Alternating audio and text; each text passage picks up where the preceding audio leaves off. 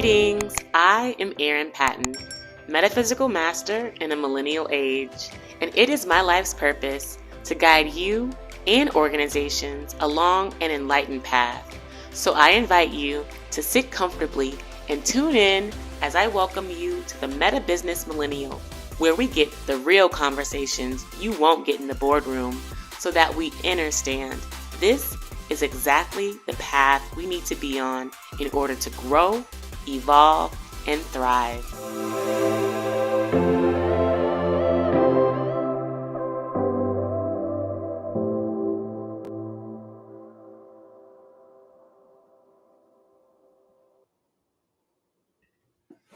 Greetings, I am Erin Patton, also known as Master L, and welcome to today's live episode of the Meta Business Millennial podcast. I am live across social media platforms, Facebook, Instagram, YouTube, LinkedIn, and I am just really, really honored and happy to be here with you all today.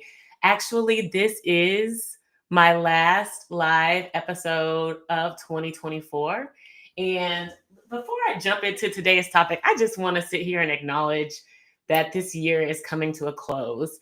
And I am just beyond grateful for all the lessons, the experiences, the fun, all that's been happening in my life up until now. And of course, being able to have the opportunity to share it with all of you on my podcast, whether it be live or pre-recorded or interviewing other people. It's just been such a privilege, such a blessing, such an honor to do this work. And I am going to continue to do this work and do it with love, with care, with admiration, with pride. And so thank you, thank you, thank you. And if you haven't already, I highly encourage you to follow me at I am Erin Patton. Also, if you feel called, definitely share this episode with a friend, shoot me a DM. Subscribe to my channel, do all the things to show your love and support for me digitally and also in person. Like if you want to connect personally, do that too. I love that. And so without further ado, I want to jump in today's topic, which is really juicy and really relevant to Black women. And of course, all women, but especially to Black women. And it's the topic of dating. And I'm sure it's like, okay, Erin, you're talking about dating, but when we're talking about like a spiritual path, a metaphysical path, certainly aligning in partnership with someone is very critical. And we want to be able to make sure that we are not only preparing ourselves for doing well at work, doing well in the home, but also doing well in relationship. And I have to say that I'm on this journey with all of y'all. I am a single woman, and I've been very honest about this in previous podcasts. Like, I've never been married. Certainly been in long-term relationships, but to me also very toxic long-term relationships. And I have some footage to kind of ground the conversation today around that, like little memes and also some interviews that I want to share with you all to really help to add some color, if you will, to today's topic. And, back to why I was wanting to say that I feel like this is important to talk about for Black women, because let's just walk through the statistics. And I feel like, as much as we know that it's bad, when you start to assign numbers to the issue, it really becomes serious. And it's no secret that Black women are least likely to get married. Data from the U.S. Census Bureau revealed that 38% of Black women are married compared to 51% white women and 59% Latinas.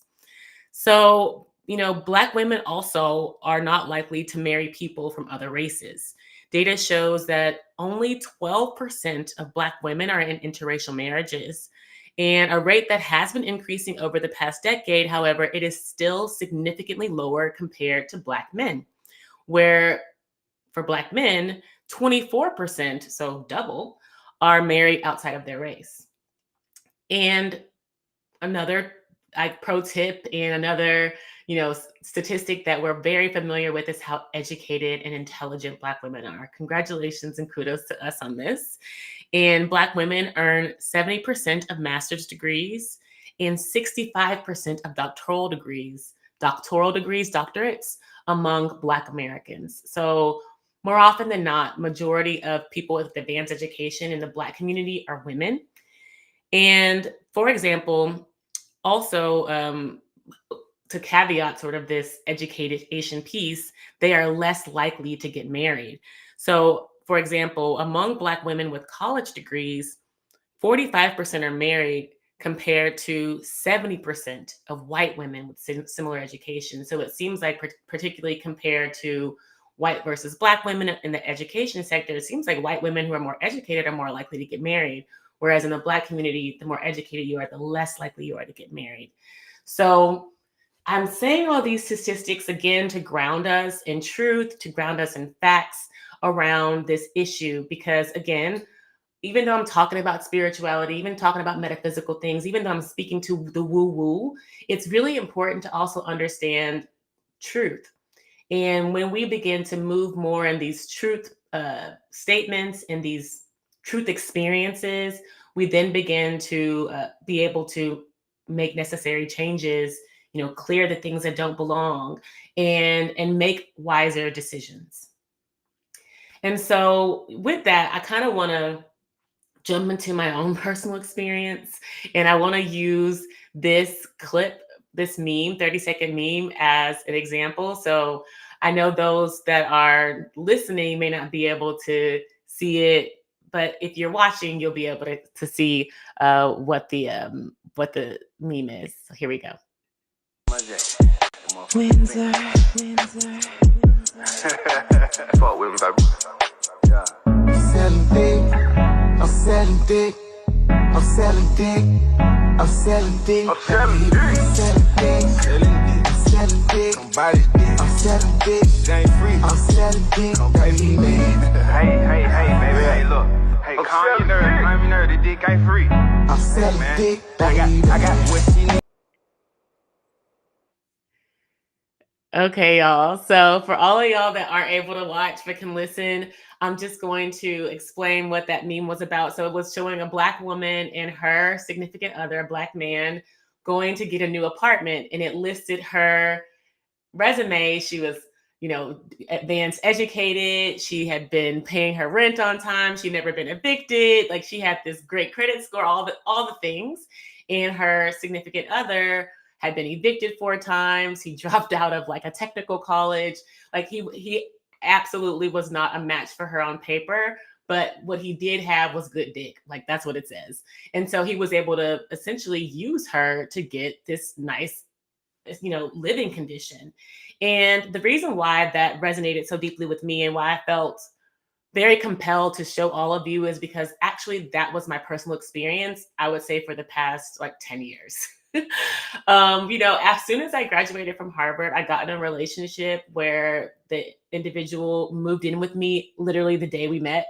I cannot tell you how much I tried to help him find an apartment. I tried to really push him out of my house, but those arguments were so abusive and destructive and violent and angry that I never actually was able to win the fight, if you will. So this man actually lived with me for 4 years. And I can say that I never wanted him there with me full time. And that to me is just a travesty that I just didn't have the confidence, the courage to kick this person out of my house. And also immediately after that, the person I met ended up moving with me in a similar situation. And then immediately after, the person after that ended up moving in with me in a similar situation. So I really found myself in this enabling position where I was enabling the people in my life to really use me because in many ways I wasn't secure enough to attract, and I wasn't healed enough to attract someone who at least could meet me where I was at in paying half the bills and contributing to food costs and contributing to internet and, all those things. All of them drove my car. You know what I'm saying? None of them had their own car. And so it was really a situation where I was just enabling people to live off of me because maybe I believe that it was certainly a worthiness issue. And I also didn't want to feel like whoever I dated had to look like me on paper. I felt like, I chose to go to Harvard. I chose to get all these advanced degrees, but just because someone else chooses a different path doesn't make them any, higher or lower than me, which certainly is true. However, in terms of the energetic, I would say the energetic compatibility, that's the word I'm looking for. The energetic compatibility, the mindset, the goals compatibility, the values compatibility, all those things were so off. It was just that this was in all cases, just a good looking Black man, in most cases without the good dick. And I just got to be frankly honest. And so I really wasn't getting anything from this relationship. I was just being completely drained energetically, emotionally, financially by people that I was calling my boyfriend or my partner, or I was living with them. I even shared a child with one of them. So this is my truth. And I know this is a truth for many women out there, especially Black women who are wanting to play house, not necessarily play house, but create a home, create a house, create somewhat of a stable familial condition under the most traumatic circumstances, for lack of better words. Like there couldn't have been a case in any of those situations where I actually was safe, where I actually was secure, and where I was actually cared for, which is actually the role of a masculine, what I've come to understand and know today, even though I haven't still yet experienced it. So I'm right here with y'all when I say I'm talking to y'all about this from my own personal experience. Like I'm sharing this stage with everyone. Like I'm still, I don't want to say in the trenches, but I'm still on this journey of attracting my divine union companion. And I'm just walking y'all through my own personal experience. And so again, looking back at the statistics, I want to really bring in this talk from this woman on TikTok around Black women. She's a relationship coach, and I thought what she had to say was really interesting. So let's hear what she has to say. If you are looking to date a Black man, the odds are not in your favor. Now, I'm a data person. I studied psychology, and so I did a lot of time of doing research. And the research is showing that there is a small pool of Black men who are educated, who are doing well, and are actually successful and are looking for other Black women. And now what the data is showing me is that Black men are very aware of this. And because of this, they think they are the prize.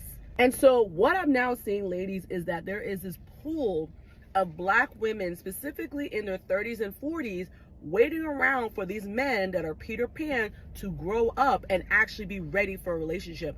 And I'm going to say this, ladies, some of these men will never be ready for a relationship. I know plenty of men in their 40s and 50s still going around and playing like they are a bachelor for the rest of their lives.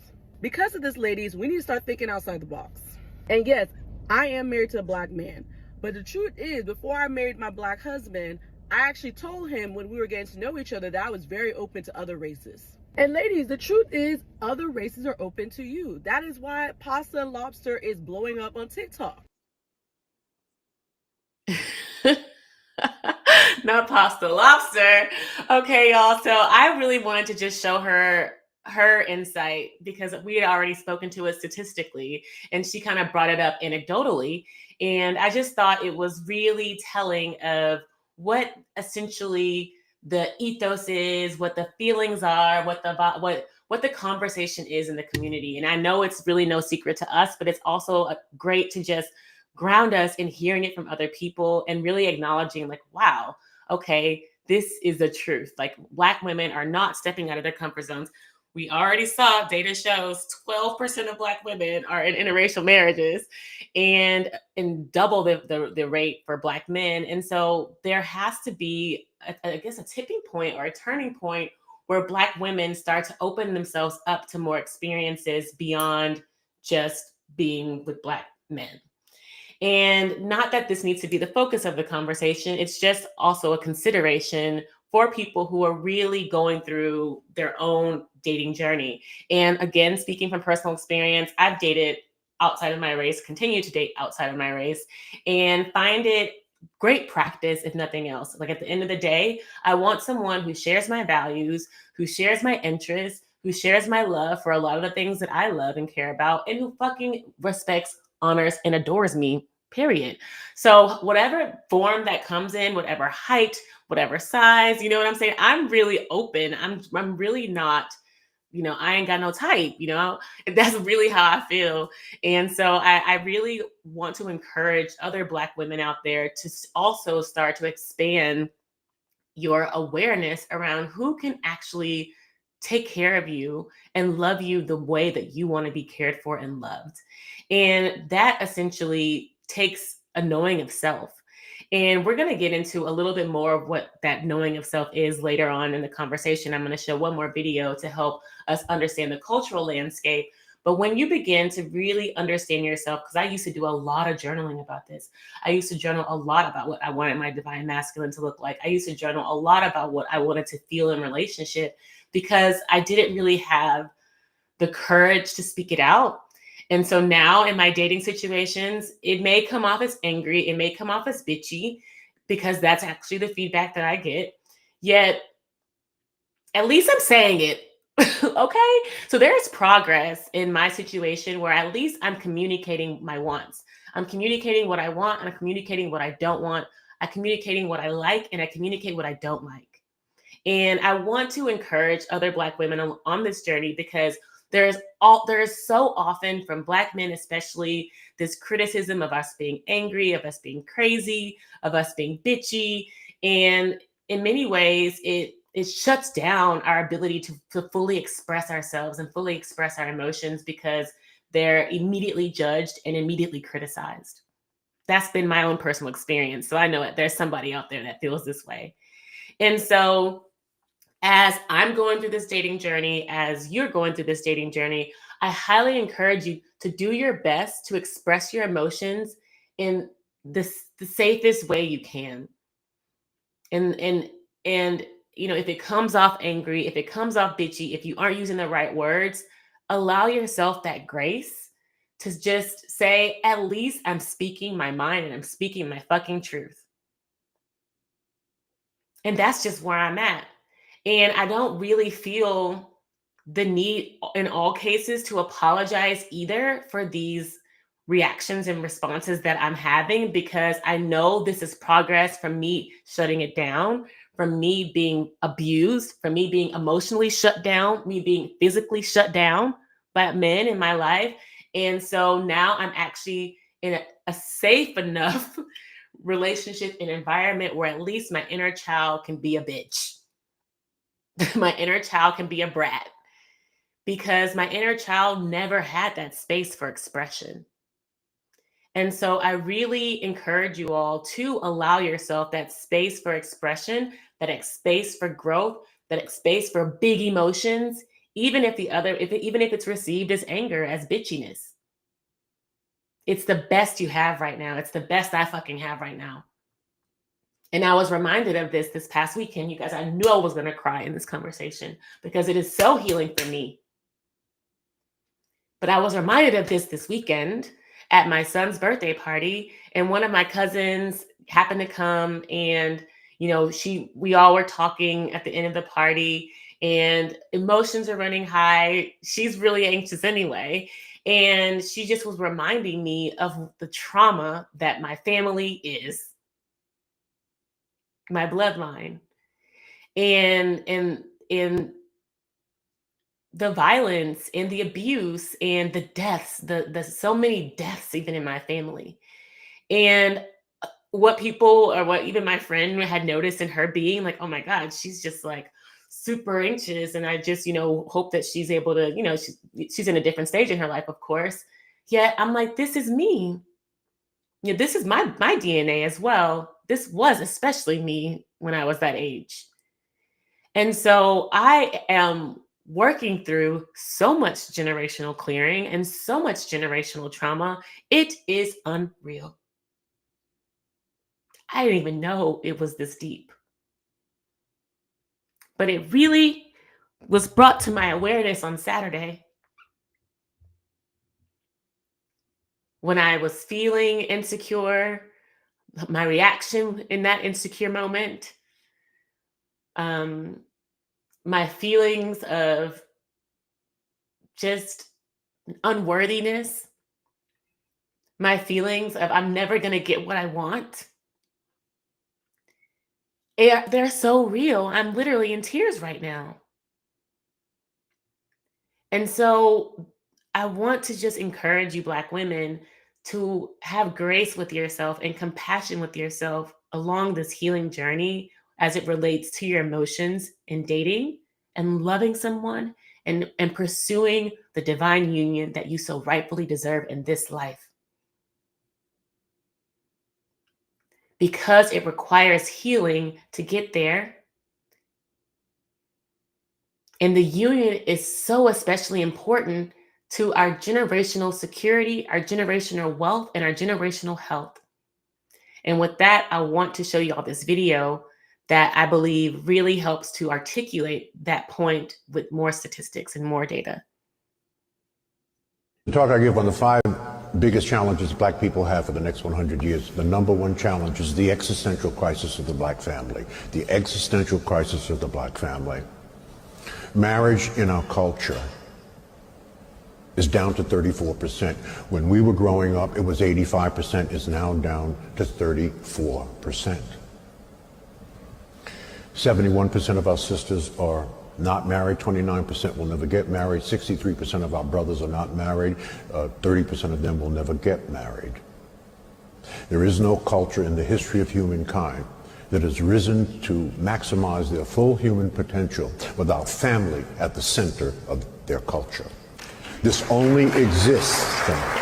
This is an interesting but negative statistic.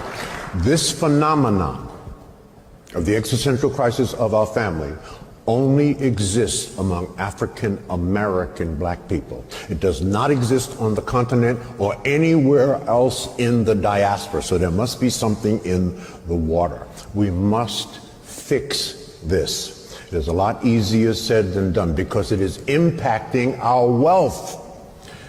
Quick statistics.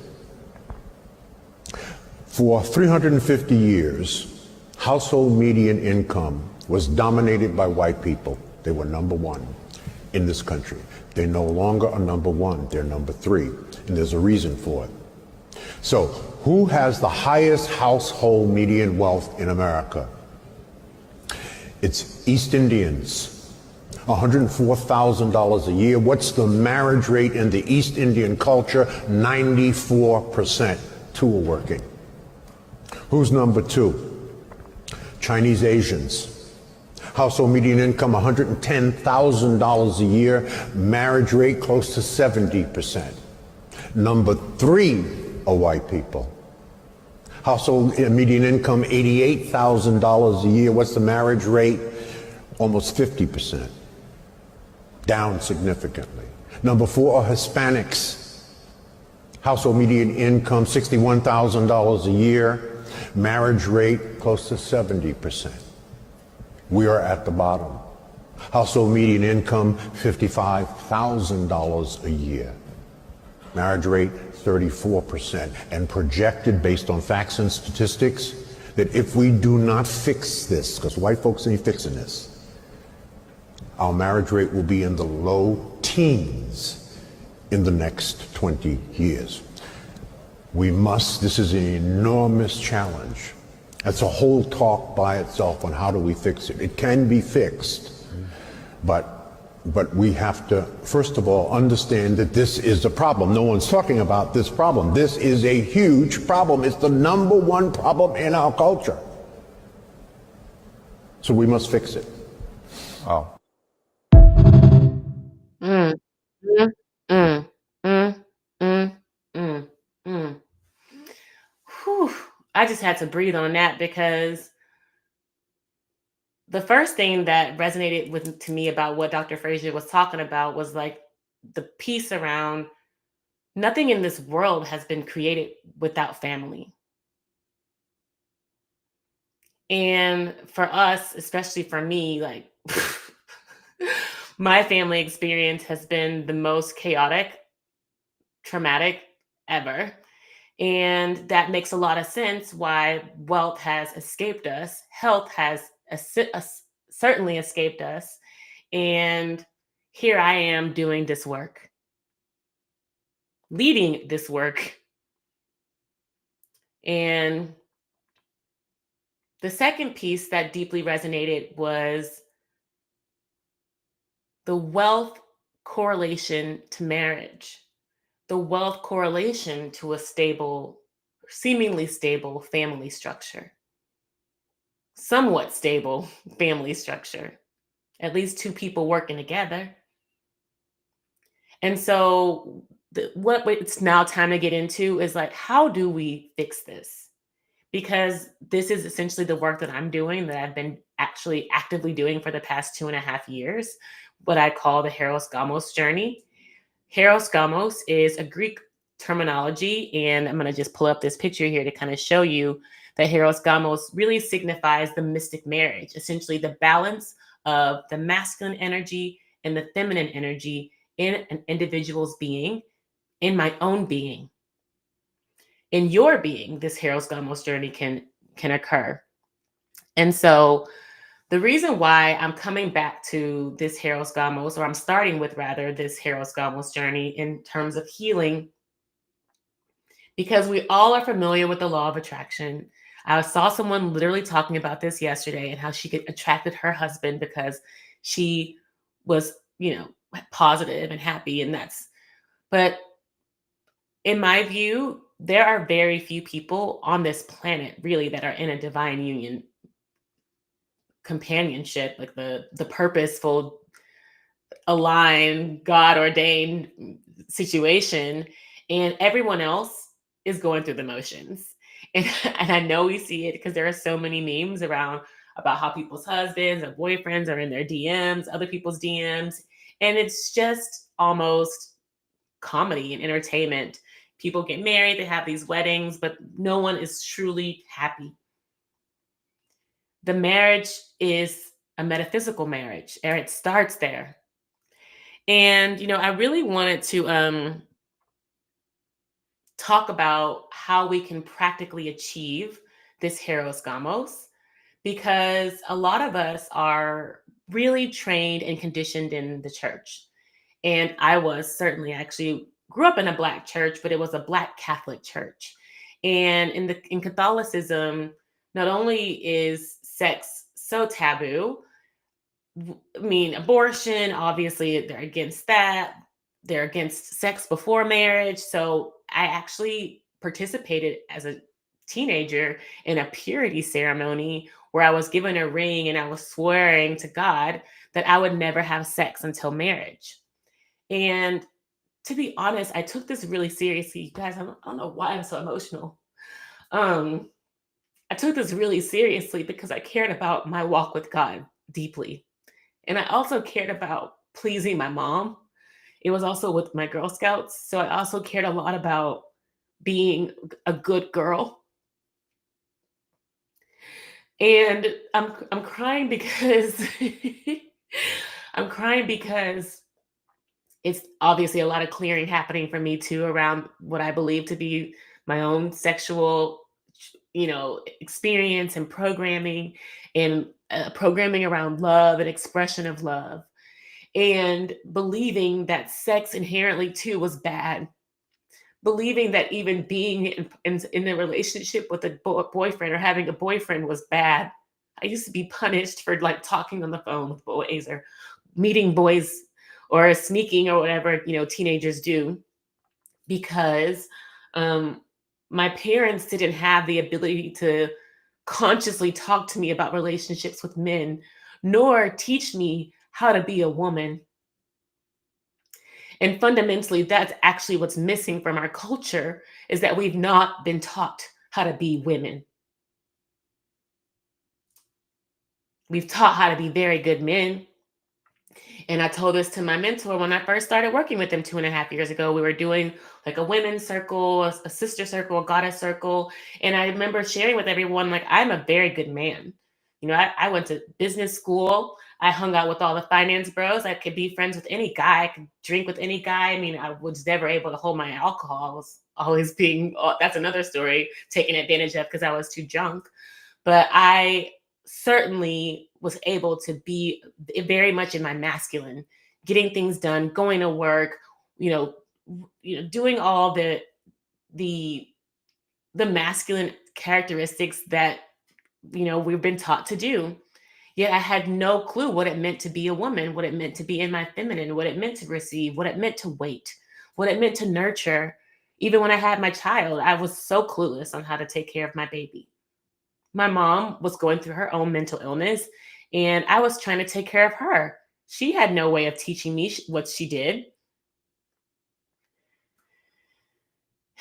And so this is why the Hieros Gamos journey and understanding our programming around church is really important to understand, because our connection to God and sex and the masculine and the feminine all are related to how we show up in our relationships. Do we show up already wounded? Do we show up already, feeling like we're impure because we don't want to have sex too soon, or we don't want to reveal ourselves, or we don't want to be seen, we don't want to have intimacy? These all show up in our relationships very openly, very visibly. And in many ways, we are exposed fully. And being able to understand that this aspect of our dating journey is this aspect meaning essentially the the purity, the sex, the man woman dynamic, being able to, I don't even want to say reconcile, because I'm still trying to reconcile, but really just being able to have the awareness around the different aspects of it in your life is the first step. I think that has to be my recommendation to all of you all who are listening, Black women who are really tuning in. And I'm not sure if you guys have any comments coming through. This seems to be much more of a quiet conversation today, even though I see people are in the room. And because this is heavy shit, y'all. I'm sitting here crying. And having the awareness of all of these inputs in your life, and that it doesn't even count what you saw in your household between your mom and your dad, or your mom and your stepdad, or your dad and your stepmom, or if you had same-sex parents. I had friends with same-sex parents that have their own challenges and their own healing journeys. There are so many layers to this Hieros Gamos balancing, essentially, of the masculine and feminine energies in your own being. The first step is the awareness that this needs to happen. And you can think of the balancing of the masculine and feminine almost like your inner boy, your inner girl. And that's how I did it for me. Because I had a really wounded little boy that essentially was overshadowing and overbearing my little girl. So that is in many ways why I attracted these relationships with men where I was always being I was always being overbearing too. I'm not even sure how to frame that, but I was always, being shrunken, like having to feel like I had to shrink to be safe. And in many ways, that was the energy that was happening in my own being. My own feminine energy had shrunk. It didn't feel safe in expression in my beingness. I was really comfortable in my masculine and being, extroverted and accomplished and achieving and doing work. Yet my feminine really didn't have a place. And so, first of all, having that awareness of where your energies are stand right now today is a great step along the Hieros Gamos healing journey, because fundamentally that's the foundation of the ability to be able to get those energies to meet, like we saw in that picture very beautifully. And I'll share that with you again, because essentially in this picture, what you're seeing is the Ida energy and the Pingala energy meeting at the lamp of Gad, which essentially is like our crown chakra or our third eye, kind of connecting both. All of it's, connecting essentially, because once the third eye opens, then it awakens the higher chakras. And that's why you see the woman on the right with the moon, and you see the masculine on the left with the sun. So essentially the sun is the activating energy. The moon essentially is the receiving energy, the dark energy, and behind them is the tree of life, and the yin and the yang, which also at the top represents the balancing of the masculine and the feminine energies, the yin energy being the feminine energy and the yang energy being the masculine activating energy. And we need both of them. We need both of them in our own beingness in order to achieve the balance that we have to get to, essentially, to attract our divine mate and live a life of purpose in union with that mate.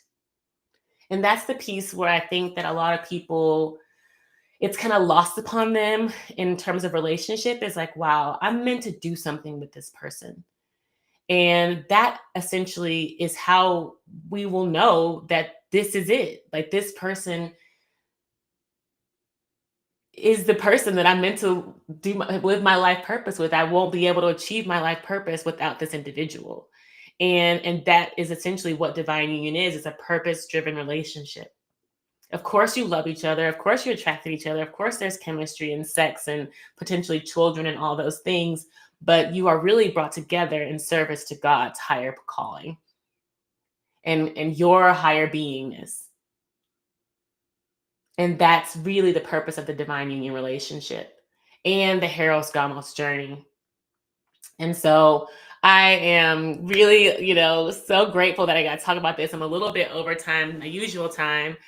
But I already knew this was going to be healing because I myself, as I mentioned, am going through this and walking this path with you all in terms of healing my own feminine, healing my own masculine, what I experienced this weekend with my family, what I saw in terms of just like the depth of trauma in my lineage that I'm still navigating in relationships, particularly intimate relationships with men, and expressing my emotions, expressing that pain, working through that pain, clearing that pain, and not projecting it all over the place, not dumping it on everybody. And this is essentially what we want to do as Black women, as enlightened Black women, as enlightened Black women leaders. We want to be able to carry that torch of truth wherever we go. So I want to really reiterate, as I mentioned before, to really have grace with yourself, really remove the punishment, the judgment that you have for if you're angry, if you're emotional, if you're bitchy. Let it be. Okay? Let it be. You don't want to double down on what you're already experiencing by judging yourself. You don't want to double down on the pain and the hardship in your life by inflicting more judgment and punishment on yourself. And so with that, I really want to encourage you, if you haven't already, to tap in with my resources at erinpatton.com.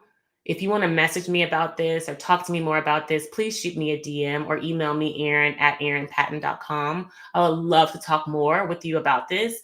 And actually, I really intend to just speak more about this in general, because this relational aspect is so necessary, as we saw Dr. Fraser talking about, to our ultimate generational health and wealth as a community.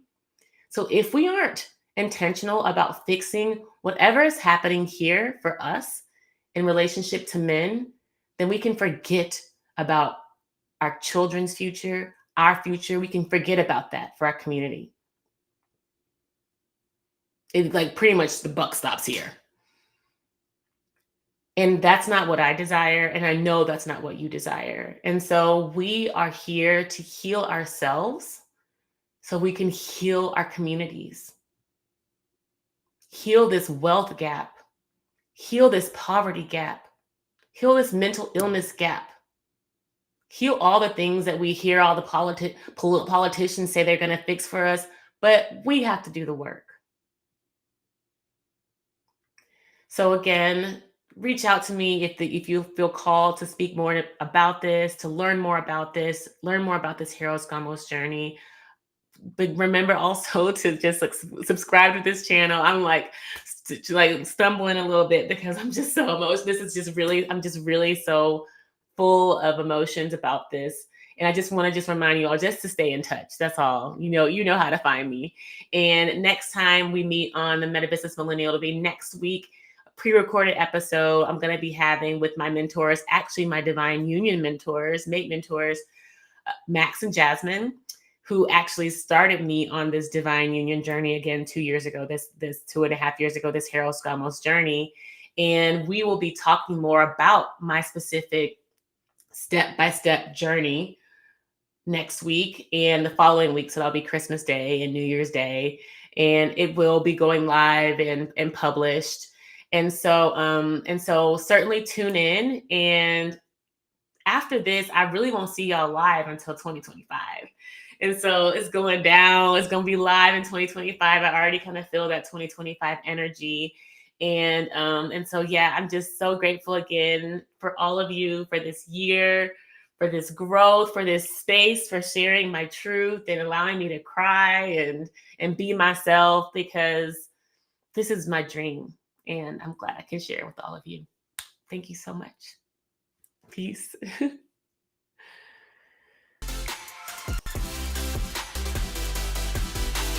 Did you really love this episode of the Meta Business Millennial Podcast? Well, I am honored, and I appreciate you subscribing, leaving a review, and sharing it with your friends, because your feedback allows us to co-create more enlightened conversations. And if you're interested in growing your soul now, head over to my website, erinpatton.com, to find all the show notes, links, and free resources to get your energy activated today. In the meantime, stay bright, my friends. Much love and light. Peace.